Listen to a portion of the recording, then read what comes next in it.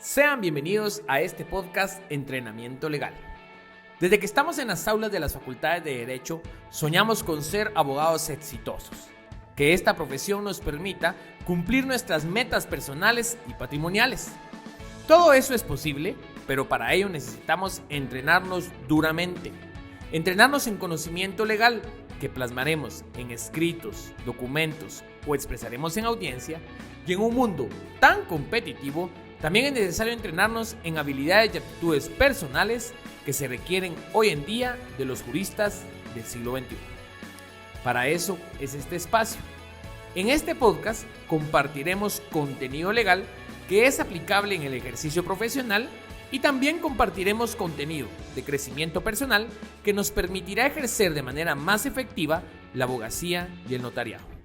Mi nombre es Josué Cum y juntamente con un gran equipo de trabajo hemos preparado este espacio para tu entrenamiento legal. Sin más, comenzamos.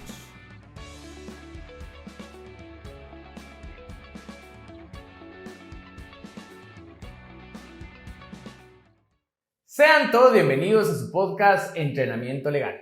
El día de hoy estamos en nuestra sesión de entrenamiento número 54, en el episodio número 2 de la serie Las Básicas de la Ley del Organismo Judicial, a la que cariñosamente le llamamos la LOJ, ¿verdad? Y recuerda que la Ley del Organismo Judicial es el decreto 2-89 del Congreso de la República. ¿Y por qué lo estamos analizando?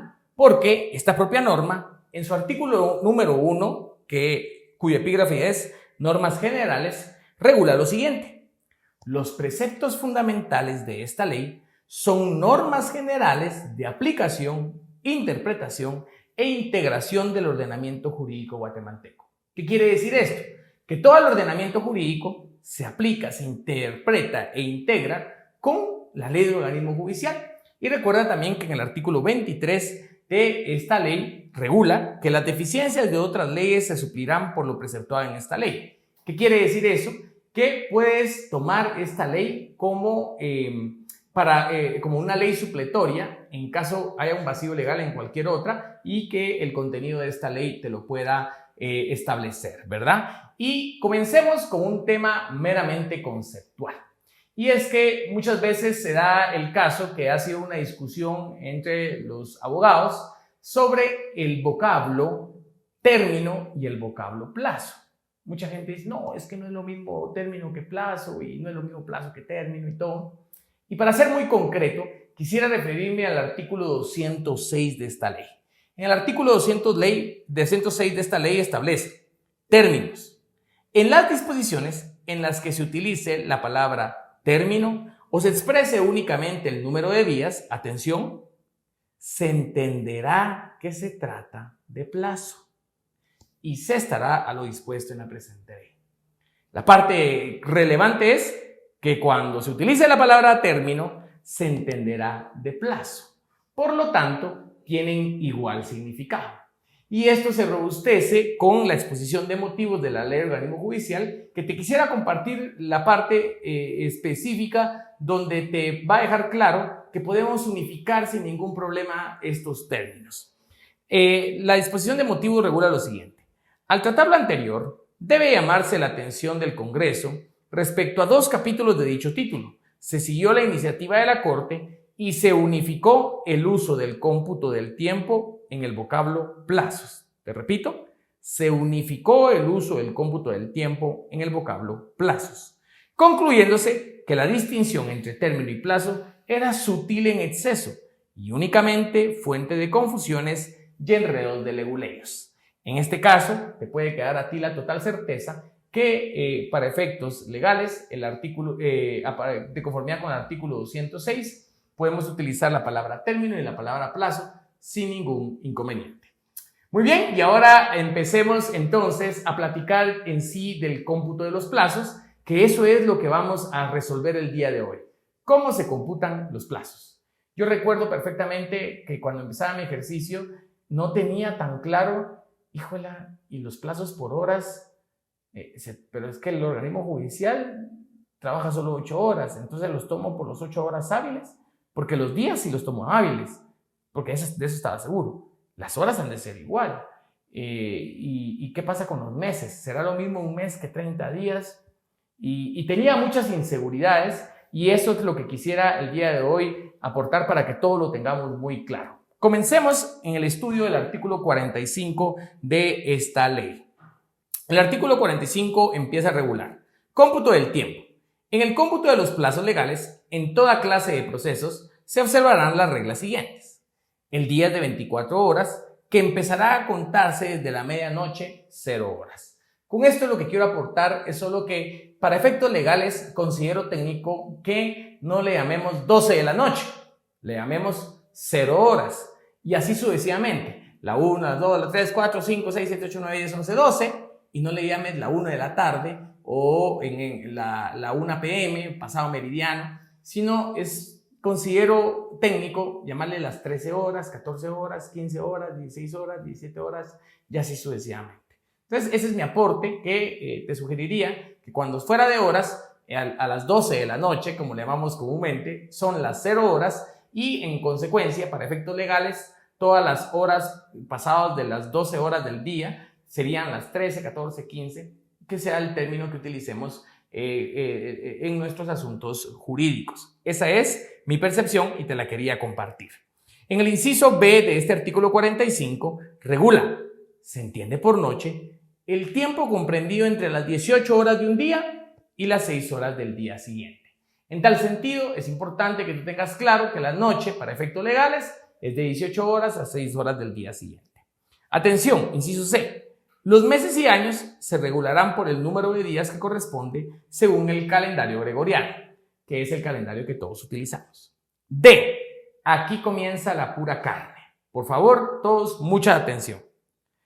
Terminarán los años y los meses la víspera de la fecha en que hayan principiado a contarse. ¿Qué quiere decir?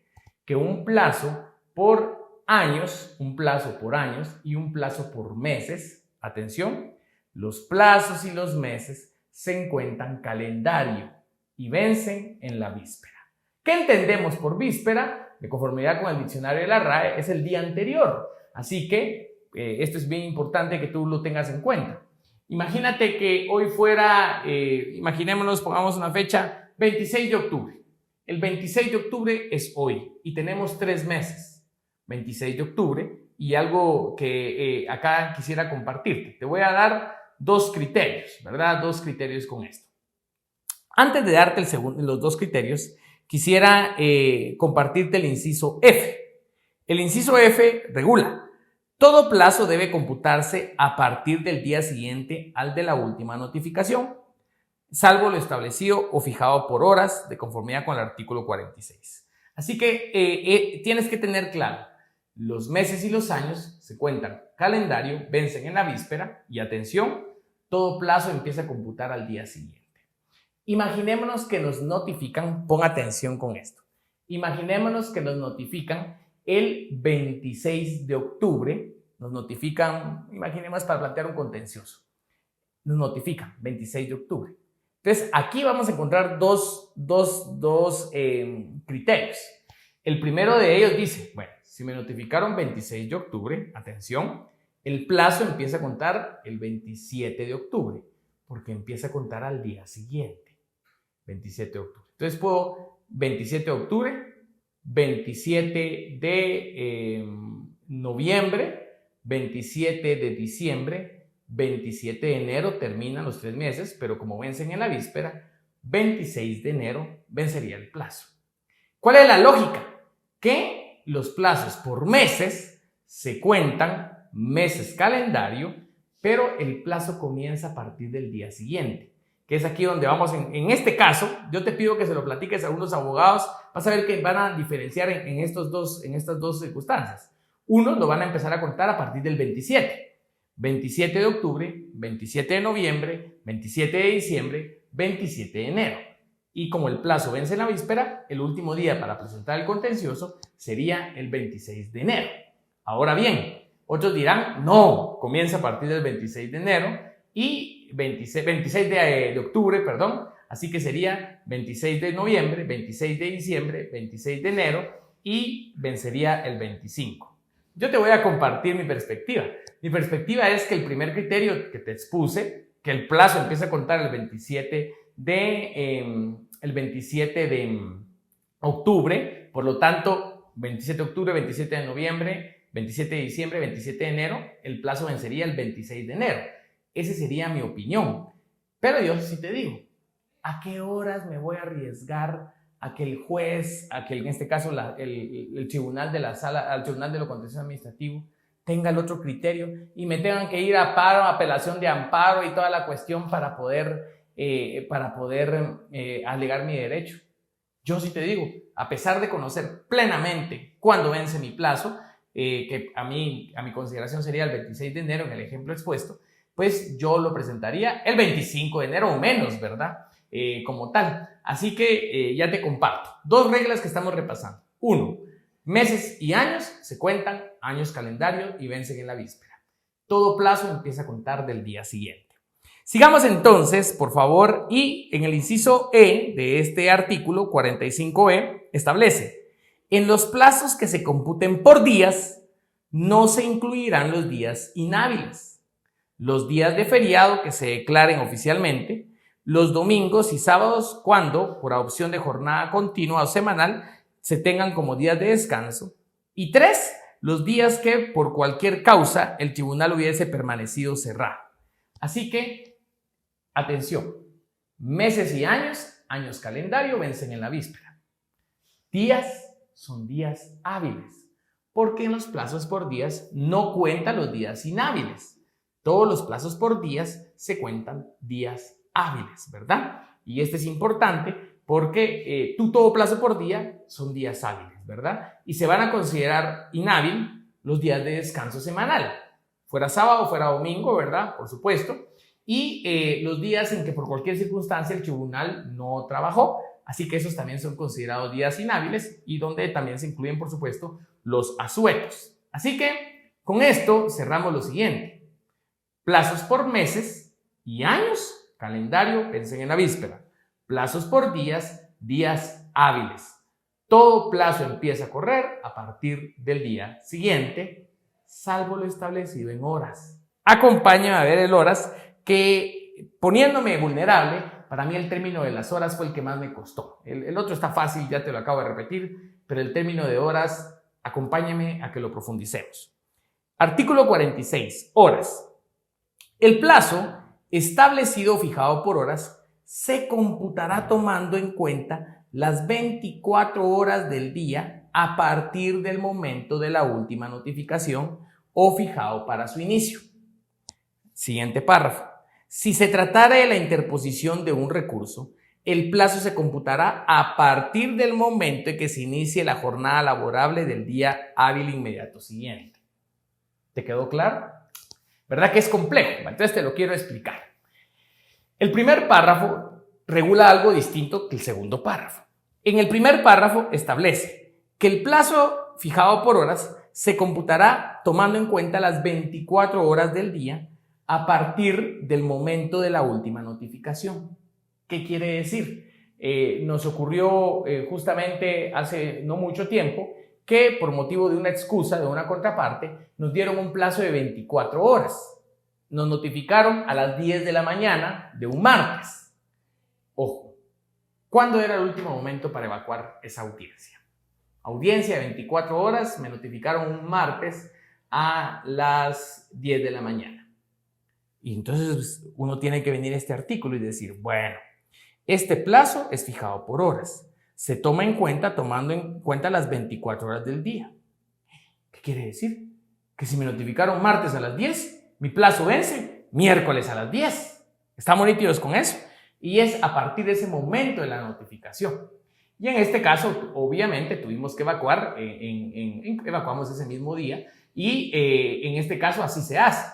Y ojo, porque yo tenía que evacuar en el juzgado que me estaba dando la audiencia en este proceso, en este caso, porque era ante ese juzgado que me estaba conociendo el caso, yo tenía que evacuarlo ante él, ¿verdad? Y quisiera compartirte el segundo párrafo. ¿Qué hubiera pasado si lo que quisiera es impugnar la resolución? Es decir, si planteo un recurso. Atención, En materia general, cualquier plazo que me otorguen por horas, se toman las 24 horas del día. Pero si es para recursos, también, solo que ojo, se toman 24 horas, pero el plazo comienza a contar a partir del día inmediato siguiente. Y aquí te quisiera compartir una sentencia que encontré que me pareció fascinante. Te voy a decir lentamente el expediente, no sé si algún día te va a servir. Es el expediente de apelación de amparo de la Corte de Constitucionalidad número 2009-2017. 2009-2017. Y en este caso era para una rectificación en materia laboral por una litigación que practicaron. El problema fue que estaba en discusión y la notificaron 26 de octubre a las 14 horas. 26 de octubre a las 14 horas. Y entonces la pregunta era, ¿cuándo vencía? Si el día inmediato siguiente o en este caso, ¿cuándo vencía? Y algo importante acá es que los plazos por horas para recursos, ojo, comienzan a partir del día hábil inmediato siguiente. Así que en este caso, aunque haya comenzado a las 14 horas, aunque hayan notificado a las 14 horas, el plazo no comienza a correr a partir de ese momento, sino comienza a correr a partir del día hábil inmediato siguiente, a partir de la primera hora hábil de trabajo, es decir, las 8 de la mañana. Y justo así hizo el que impugnaba. Él vino y no lo presentó, hagamos de cuenta que estamos lunes a las 2 de la tarde notifican, él no lo presentó lunes, lo presentó el miércoles a las 8 de la mañana. Miércoles a las 8 en punto. La pregunta es, ¿estuvo correcto o estuvo incorrecto? Y los juzgados le dijeron incorrecto, porque si le notifica a las 2, tuvo que haber evacuado a las 2 del martes. Pero él dijo no. ¿Por qué? Porque era para interponer un recurso. Y el plazo para interponer el recurso comienza a contarse a partir de la primera hora hábil del día siguiente. Es decir, del martes a las 8. Y yo vine y en este caso, si mi plazo comienza a contar a partir del martes a las 8, yo podía presentar todavía el miércoles a las 8 este recurso. Y así lo hizo. Y no se lo toparon. Se tuvo que ir a impugnar y hasta en apelación de amparo la Corte le establece lo siguiente. De las constancias procesales se advierte que el accionante planteó la impugnación el 31 de agosto del 2016 a las 15 horas con 12 minutos conforme al sello de la recepción del Centro de Servicios Auxiliares en el escrito que motivó el recurso, por lo que de conformidad con el análisis expuesto en el párrafo que procede, recurrió dentro del plazo legal determinado para su interposición. Y esto considerando, te leo otra parte conducente que decía, en el plazo de 24 horas que establece el artículo 426 del Código de Trabajo para la interposición del medio de impugnación, empezó a contar a partir de las 8 horas del 31 de agosto, por lo que el plazo vencía el 1 de septiembre de 2016 a las 8 horas, que era lo que te estaba explicando. Así que, en general, lo que quiero que te quede muy claro es que el plazo por horas, dos reglas sobre las horas, primer párrafo y segundo párrafo. Plazo por horas, todas las horas del día, en general, salvo para impugnar. Cuando es para impugnar, también son 24 horas, pero empiezan a contar a partir del primer hora hábil del día siguiente. Perdón que sea repetitivo, pero quiero que quede claro. Los plazos por horas siempre se cuentan las 24 horas del día. Siempre, desde que notifican 24 horas. Solo que cuando es para impugnar, se empieza a contar de la primera hora hábil del día siguiente. Así que eso era fascinante, ¿verdad? Y quisiera compartirte que también cuando en un juicio, la ley no le señala al juez en cuánto tiempo tiene para emitir una resolución, el artículo 49 de la Ley de Organismo Judicial establece: el juez debe señalar plazo cuando la ley no lo disponga expresamente. El juez tiene facultad de señalar plazo, que es algo básico para conocerlo acá. Entonces, con esto pudiéramos concluir qué regula la ley del organismo judicial sobre los plazos. 1. Plazo por horas. Se computa las 24 horas del día a partir del momento de notificación. 2. Si es para interponer un recurso, se computará a partir del momento en que se inicie la jornada laborable del día hábil inmediato siguiente. Ahora, plazo por días. Se computan solamente los días hábiles. Plazo por meses y años. Son meses y años calendario y vencen en la víspera, es decir, el día anterior. Todo plazo debe computarse a partir del día inmediato siguiente al de la última notificación, salvo lo establecido o fijado por horas, ¿verdad? Y esto es muy importante porque estas son las básicas de la LOG y seguro a muchos platicando de esto les dará mucha duda. ¿Qué pasa en los amparos? ¿Qué pasa? Y te voy a decir solo algunas referencias de casos que no están en la LOG, pero al menos es importante que sepas de su existencia para que profundices al respecto. 1. Todos los procesos de justicia constitucional, de conformidad con el artículo 5 de la Ley de Amparo, Exhibición Personal y Constitucionalidad, todos los días y horas son hábiles. Es decir, todo lo que es justicia constitucional, todos los días y horas son hábiles. Amparos, inconstitucionalidades de ley, exhibiciones personales, ahí todos los días y horas son hábiles. ¿Qué otra cosa?